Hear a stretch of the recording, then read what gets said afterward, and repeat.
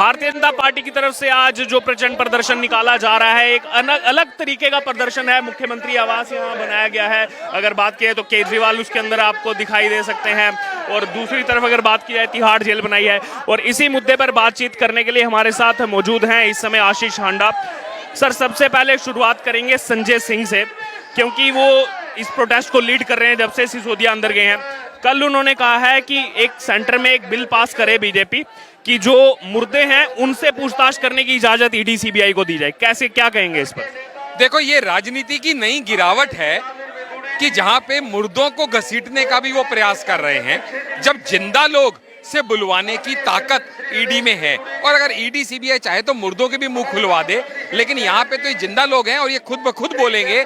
क्योंकि जिंदगी में हमेशा याद रखना, दो चीजें होती हैं, एक होती है जानना, एक होता है मानना। जब कोई आदमी गलत काम करता है ना, तो वो जानता है उसने गलत काम किया है। यहाँ पे ये सब भी जानते हैं, चाहे मनीष सिसोदिया हो, सत्येंद्र जैन हो या खुद केजरीवाल हो, वो जानते हैं उन्होंने गलत काम किया है, लेकिन वो मानेंगे नहीं कि उन्होंने गलत काम किया है। क्योंकि लोग तब नहीं बदलते जब उन्हें बदलने को कहा जाता है, लोग तब बदलते हैं जब उनके पास बदलने के अलावा और कोई चारा नहीं बचता। इनके पास भी जब कोई चारा नहीं बचेगा ना, तो ये भी सब सच्चाई बोलेंगे, एक एक करके सच्चाई का धागा खुलेगा। और जल घोटाले से लेके, जासूसी कांड से लेके, शराब घोटाले से लेके, स्कूलों के घोटाले से लेके, एक एक घोटाला अब जनता के सामने उजागर होगा और दूध का दूध पानी का पानी होगा। सच्चाई लोगों के सामने आएगी और एक एक करके ये सारे तिहाड़ के अंदर जाके वहीं से अपनी कैबिनेट की मीटिंग करेंगे। इसमें हमें कोई अतिशयोक्ति नहीं है। ये भी उन्होंने अपनी स्टेटमेंट को आगे बढ़ाते हुए संजय सिंह ने कहा कि जिन लोगों को कब्रिस्तान में दफना दिया गया है, उनकी हड्डियां निकाल करके सीबीआई उनसे पूछताछ करे। कर सकती है ना। डीएनए मैपिंग क्या होती है? कितनी बार लोगों के मरने के बाद भी उनके डीएनए मैपिंग करने के लिए हड्डियां निकाली जाती हैं, मांस के टुकड़े लिए जाते हैं। तो ये डरता कौन है? मैं एक बात बोलता हूं, जिस आदमी को कहते हैं साच को आंच नहीं, जिसको पता है कि मैंने कुछ गलत नहीं किया, वो डरेगा क्यों? डरेगा कौन? जिसको पता है कि मैं आज नहीं तो कल, बकरे की माँ कब तक खैर मनाएगी, आज नहीं तो कल, कभी ना कभी तो ये जेल की चक्की पीसने जाएगी ही जाएगी। इसलिए डरते हैं, क्योंकि उन्हें मालूम है कि उन्होंने गलत किया है। वरना जिसको न्यायालय पे इतबार हो, वो कहे जी निष्पक्ष जांच न्यायालय से करवा लो, मुझे क्या चिंता है। लेकिन यहाँ पे उनको हर चीज में डर है, ना उन्हें न्यायालय पे विश्वास है, ना ईडी पे, ना सीबीआई पे। वरना खुद सोच के देखिएगा, वो जो बोलते हैं इतनी अच्छी हमारी शराब नीति थी, 24 घंटे में वापस क्यों लेते? मनीष सिसोदिया 7 सिम क्यों बदलते? 170 सिम इस केस में क्यों बदले जाते, डिस्ट्रॉय किए जाते? ऑलरेडी मनीष सिसोदिया के ऊपर सीबीआई केसेस कर चुकी है 120 और 470 में, 164 में उनके ऊपर गवाही मजिस्ट्रेट के सामने भी एक उसने गवर्नमेंट सर्वेंट ने दे दी है। और अब ईडी के भी शिकंजे में आ गए हैं। और ईडी के शिकंजे में भी किस में आए हैं? PMLA, prevention of money laundering act, जिसमें से निकलना इतना आसान नहीं है, बड़े स्ट्रिंजेंट लॉ हैं। और ये जो बोलते हैं ना हमारे ऊपर विक्टिमाइजेशन की जा रही है, सब बकवास है सर। इतनी बड़ी बड़ी जब एजेंसीज है ना और इतने बड़े आदमी पे हाथ डाल रही है ना, तो जब तक वाटर टाइट केस ना हो तब तक वो ऐसा दुस्साहस करेंगी नहीं। उनको भी तो कोर्ट के आगे आंसरेबल होना होता है। ये सिर्फ विक्टिमाइजेशन करके अपने आप को बचाने का गलत और विफल प्रयास करते हैं। वहीं जो मैंने आपसे किया, एक उसी पे लास्ट कमेंट लेना चाहूंगा। अपनी स्टेटमेंट को इसको आगे बढ़ाते हुए लास्ट में संजय सिंह ने कहा कि अगर वो हड्डियां भी मतलब यहाँ पर सच ना बोले तो सीबीआई को छूट दे दे मोदी जी की, जाके यमराज से पूछताछ करो। मतलब आप ये देखिएगा ना, उनकी अनैतिक सोच देखिए, मृत्यु से लेके, हड्डियों से लेके, यमराज से लेके, वो कुछ भी अनाप शनाप बोलेंगे।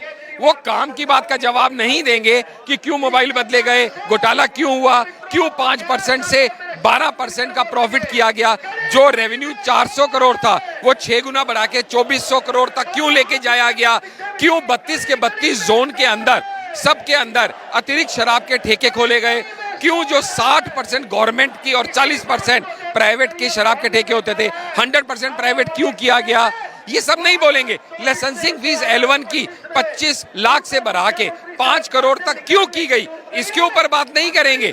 क्योंकि ये सारा का सारा जो नेक्सस है, घोटाला है, वो सारा का सारा एक मास्टरमाइंड द्वारा रचित है। और वो मास्टरमाइंड खुद रेवेन्यू ऑफिसर रह चुका है, उसको पता है पैसों की कालाकांडी किधर से किधर घुमानी है। इसीलिए ये पूरा का पूरा एक गेम प्लान, एक षड्यंत्र था कि दिल्ली की जनता का हार्ड अर्न्ड पैसा, टैक्स पेयर का पैसा ले लिया जाए और उसको गोवा में पंजाब में इलेक्शन में इस्तेमाल किया जाए, ये पूरा नेक्सस अब बेनकाब होता चला जा रहा है और एक एक करके आपके सभी नेता जेल में पहुंचते चले जा रहे हैं, जिसके लिए दिल्ली वालों को और देश के निवासियों को सबको बहुत बहुत बधाई कि एक और भ्रष्टाचारी अब कम होने के कागार पे खड़ा है। और कोई चिंता की बात नहीं, ये सब प्यादे हैं। इन कठपुतलियों की असली जो डोर है वो जिस मास्टर पिन के हाथ में है वो केजरीवाल है, और आज नहीं तो कल केजरीवाल भी इनका साथ देने के लिए जरूर तिहाड़ जाएंगे, इसमें हम में से किसी को कोई शक नहीं है। एक तरफ आतिशी मार लेना शपथ लेती हैं और दूसरी तरफ कहती हैं कि जैसे भगवान राम वनवास गए, खड़ाऊं दी उन्होंने कि जो है राज्य चलता रहे भारत को, तो ये दोनों अंदर हैं और हम जो है इनका कार्यभार संभालते हुए दिल्ली की जनता का काम नहीं रुकना चाहिए। बराबर है।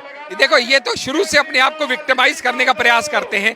जब वो सीबीआई में इन्वेस्टिगेशन करने भी देते हैं ना, तो ताम लाम लश्कर के साथ जाते हैं, पीछे गाने चल रहे होते हैं, तेरा रंग दे बसंती चोला, तेरा रंग दे, यानी वो खुद को शहीद भगत सिंह, राजगुरु सुखदेव की तरह अपनी कुर्बानी देने जा रहे हैं। इस तरह तुलना अपनी भगवान राम से और भगवान भरत से की। अभी उसके बाद जब उससे भी उनका पेट ना भरा तो छोटे छोटे बच्चों से लेटर लिखवाने लगे, जब उससे भी पेट ना भरा तो भगवान राम और जाने ये हमारे आराध्य को भी अपमानित करने का इन्होंने काम किया है। जब अपने आप को वो उनसे मिलाते हैं, इनको मिलाना है तो अपने आप को रावण से, दुशासन से, इन लोगों से मिलाएं तो ज्यादा उचित होगा, बजाय इसके कि हमारे आराध्य को अपने से मिलाने का ये दुस्साहस करें। और भारत की जनता देख रही है, वो लोग जो राम के अस्तित्व पे सवाल उठाते थे, वो लोग जो राम मंदिर ना बने के लिए वकीलों को खड़ा करते थे, वो लोग जो इच्छाधारी जनेऊधारियों के साथ खड़े हो जाते हैं जरूरत पड़ने पे, ऐसे लोग आज राम के साथ और भरत के साथ खुद को मिला रहे हैं। तो ये सिर्फ और सिर्फ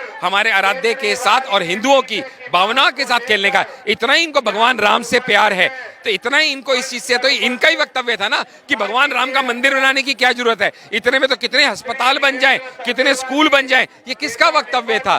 आप बताइए, क्या आज इनके राज्य में, जहां पे हम किसी धर्म के अगेंस्ट नहीं है, जहां मौलवियों को पैसा मिलता है, मस्जिदों में पैसा मिलता है, वहां मंदिरों के पुजारियों को पैसा क्यों नहीं मिलता?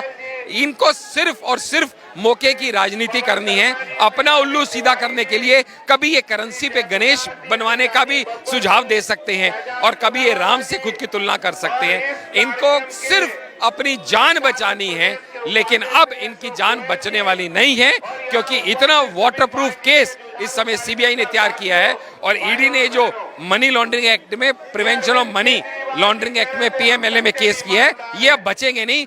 पीएमएलए के तहत सत्येंद्र जैन भी अंदर है सर, इसीलिए तो उनकी आज तक बेल भी नहीं हुई है। ये उनको चाहे जो मर्जी कह लें, एक तरफ तो ये कहते हैं कि हमें अदालत पे पूरा विश्वास है, दूसरी तरफ अदालत में ये लांछन लगाते हैं कि आप बिके हुए हो, मीडिया बिका हुआ है, इनको किसी पे इतबार नहीं है। और अब यकीन कीजिएगा, मनीष सिसोदिया भी ईडी के हत्थे चढ़ चुके हैं, पीएमएलए एक्ट के अंडर आ चुके हैं, वो भी जल्दी से बाहर आने वाले नहीं है। और उन्हें पता है, उन्हें अच्छे से पता है कि अगर मनीष सिसोदिया अंदर गया तो केजरीवाल के राज भी राज नहीं रहने पाएंगे, इसलिए उनके खेमे में खलबली है।